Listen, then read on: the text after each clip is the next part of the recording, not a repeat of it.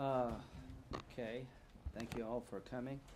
Number one, I would like to thank Mr. Horowitz and his team at the Inspector General's office for doing a very thorough professional job. I think the country owes him a debt of gratitude, and I look forward to hearing his testimony Wednesday about, in detail about his findings. The first thing I'd like to address is that you have a statement by Mr. Durham, the U.S. Attorney in Connecticut, is looking at potential criminal liability regarding this matter. The Attorney General Barr and Mr. Horowitz. You have three different views. Well, I guess two of the views are that there was no lawful predicate to begin the investigation. I think Mr. Durham says he had more information than Mr. Horowitz, but that's not my concern right now. Three lawyers can reasonably disagree, and I trust Mr. Horowitz to give an honest view. And let's assume for a moment there was a lawful predicate. The bar is really low to open up a counterintelligence investigation. A reasonable articulation is a pretty low standard in the law. The point I want to make is, let's assume for a moment it started out okay. It sure as hell didn't end okay.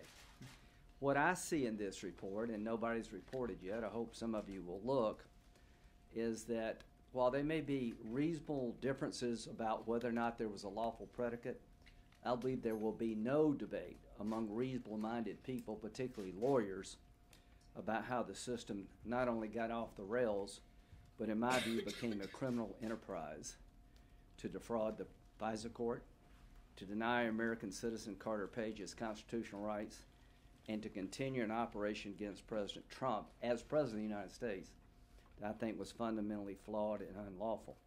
These are statements I don't make lightly, and these are statements based on the findings of the report. Unfortunately, at the Department of Justice and the FBI, there was a period of time when they went back to the good old days of J. Edgar Hoover, where they made stuff up. They misled people.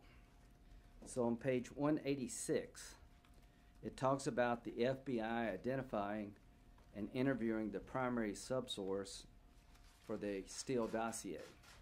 What I want you to understand is that Christopher Steele had a primary subsource, and this person had other people reporting to him, and that formed the basis of the dossier.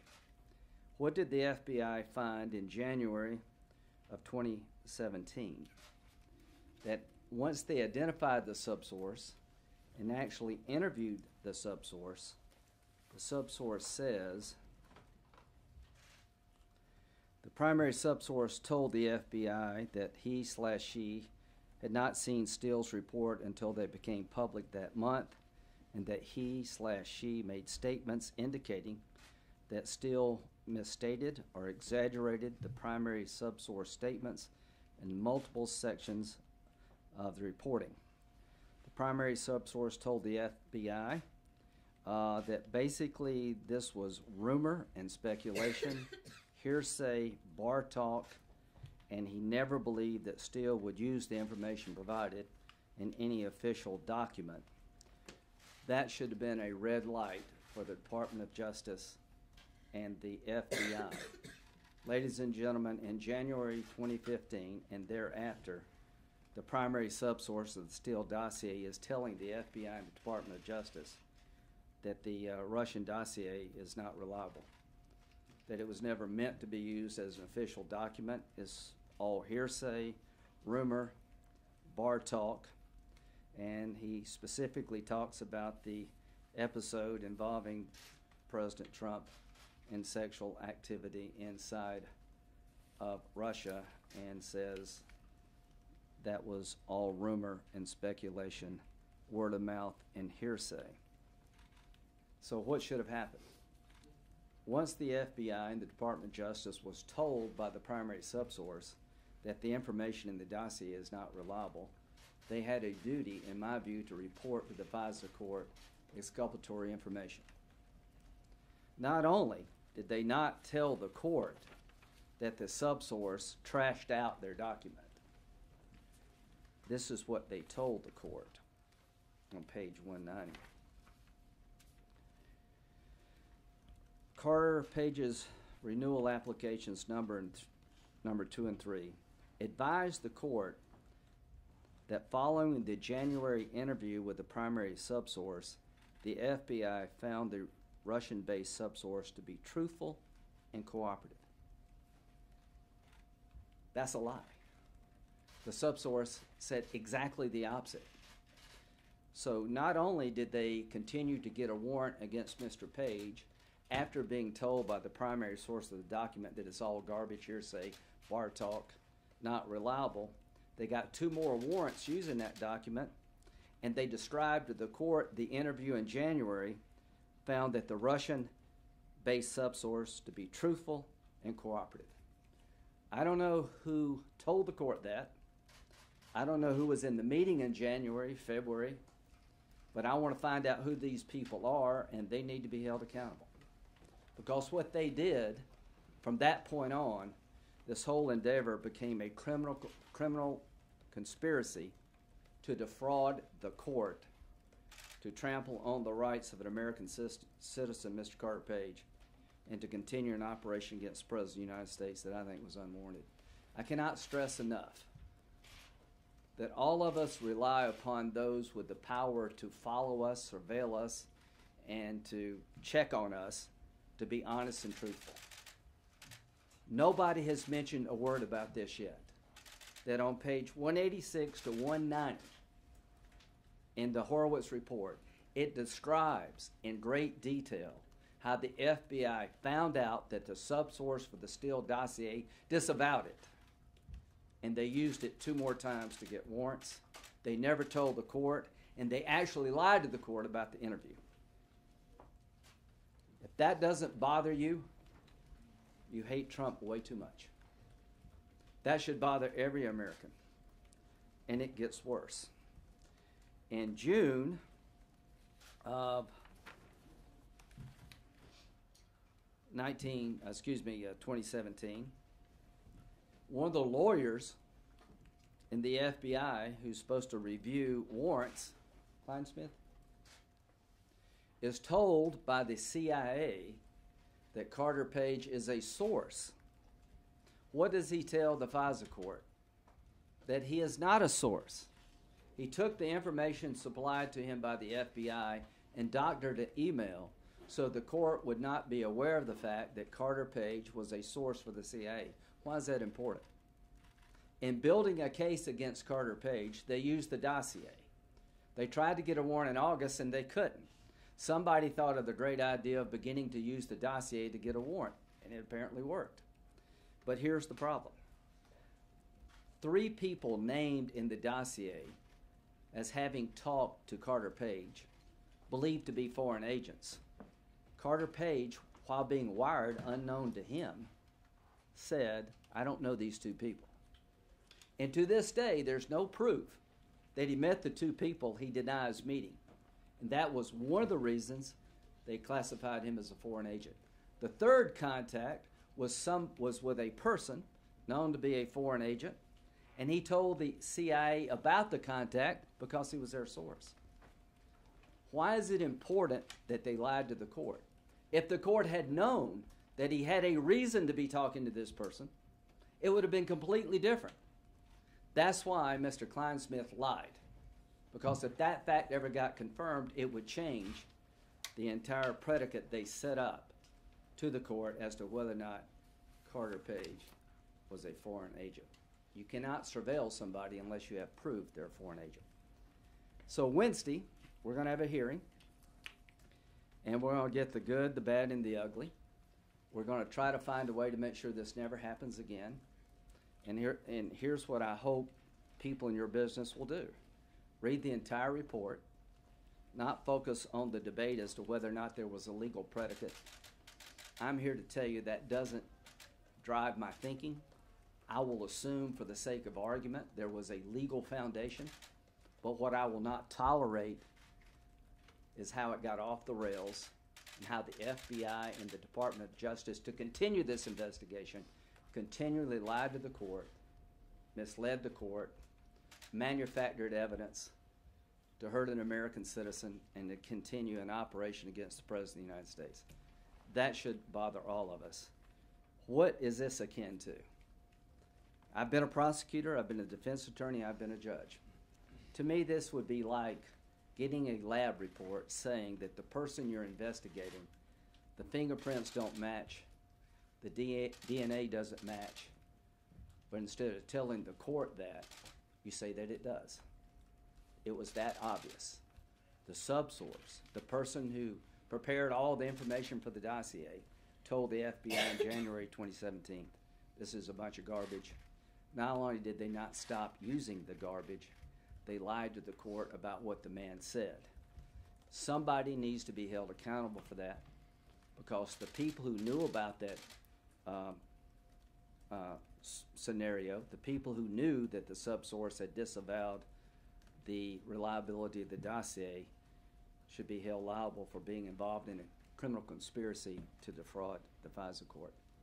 I don't know who knew, but we need to find that out. I hope Mr. Durham is looking at it. If I were Mr. Carter Page, I'd hire me a lawyer. And I'd sue the hell out of the United States. This is a sad day. This is a dangerous set of circumstances, but there are better days ahead. Mr. Horowitz has identified the problem. It's up to us to fix it. I look forward to working with Democrats to make sure this never happens again, that we have rules around counterintelligence investigations, that we beef up the FISA court. I'm a pretty hawkish guy, but I'm dumbfounded and really upset about how this whole process was handled. Being a hawkish guy doesn't mean you don't care about the rules. The thing that protects us from being like our enemies is that we have rules, even for Trump, even for people we don't like. It's Trump today, it could be somebody else tomorrow. The goal here is to make sure it never happens again. And one of the ways to make sure it never happens again is that those who took the law in their own hands need to pay a price. Senator, another one of the key findings, aside from the fact that he said it was lawfully predicated, is that there was no political bias. Can I get your response to that? Yeah, you know, I don't, you know, when you get shot, I don't know why somebody, you know, motive. I don't know what other reason they would have to lie to the court on two different occasions. Why would you keep the investigation going when you had every reason to believe it was no longer legitimate? What were they thinking when the subsource told them, all this stuff, none of it's accurate, it's all hearsay and bar talk and speculation. None of it is reliable. What would make people continue to want to get a warrant? You'll have to talk to them, but I'm not going to accept that politics is not part of it, given what we know about the people in charge. We know that Strzok and Page hated Trump's guts. But it doesn't matter to me why they did it as much as the fact they did it. And I don't know how anybody can conclude there was no political bias here, given what these people say. Mr. Kleinsmith's email, he says, "Viva la resistance." So the man at the department, at the FBI, who lied to the court about Carter Page's association with the CIA, is known to say, "Viva la resistance." You can have your political opinions all day long, you just can't act on them. And here's what I would say. There was 1 million stop signs. There were numerous stop signs that were run. They seemed to want to get an outcome. Why did they want it so badly? What drove them so much to lie and to turn the process upside down? I don't think it's much of a stretch to say that their biases did come into play, but that's not important to me as much as making sure we know what happened and it never happens again. Do you then plan on trying to press Horowitz at the hearing on Wednesday? So, because he came to this conclusion and you apparently just don't agree. Yeah, but it doesn't matter where I agree. I don't know why they didn't tell the court about the subsource's statement in January. Any normal system would have stopped. When you're told that the person who helped prepare the document will not verify it, disavows it, then I think all of us would say you need to slow down and figure out what's going on here. Not only did they not slow down, they falsified the results of the interview to the court to make it look like he actually was truthful when they know he wasn't. So I don't know what made them do this, and I don't want to get into speculating. I'm just saying the facts are clear, the motives maybe not, but it's not much of a stretch to me to think that these people, when it came to Trump, were out to get him, but that doesn't matter to me. Senator, you looked at the dossier with John McCain. You recommended that he take it to the FBI. This is really a good question. To have the FBI look at it. Yeah.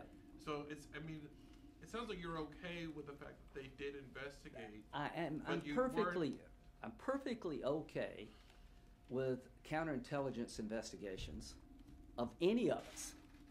Like Dianne Feinstein, she had an employee that worked there for years, and they found out that he was associated with the Chinese intelligence service. That could happen to anybody in this building on campaigns. Carter Page and Papadopoulos, let's put it this way, they were not senior leaders of the campaign. I don't know if Trump knew either one of them. They were volunteers.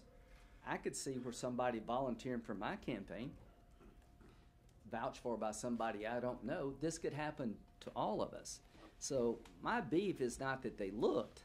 My beef is that they lied, that they didn't tell the court what they found, that they ran the stop signs. So when I got the dossier, I remember it very well. I can't remember the dates, but John McCain went to the Halifax Security Conference, and somebody told him about this explosive document. And John said, okay, yeah, send it to me. I think somebody, I can't remember who went over to England. Who was it?